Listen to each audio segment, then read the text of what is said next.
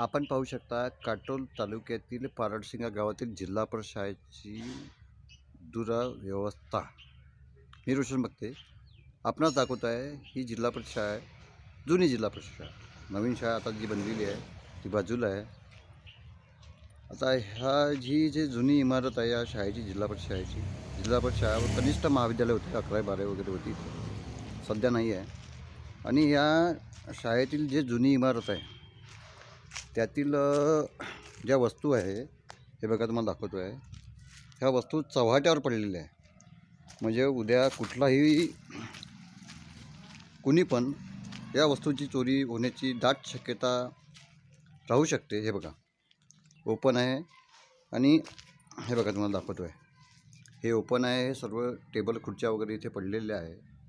आणि हे जे टेबल खुर्च्या वगैरे पडले आहे आणि हे ओपन प्लेस आहे.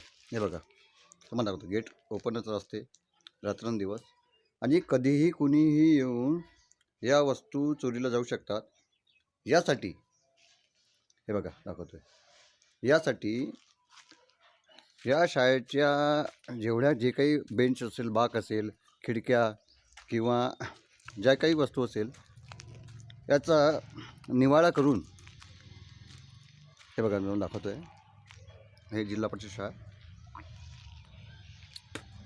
याचा निवाडा करून या बाबी ज्या आहेत त्या संबंधित जिल्हा परिषद नागपूर संबंधित विभागाने यावर लक्ष देऊन या समस्येचं निराकरण करावं अशी पारडसिंगा येथील नागरिकांची मागणी आहे.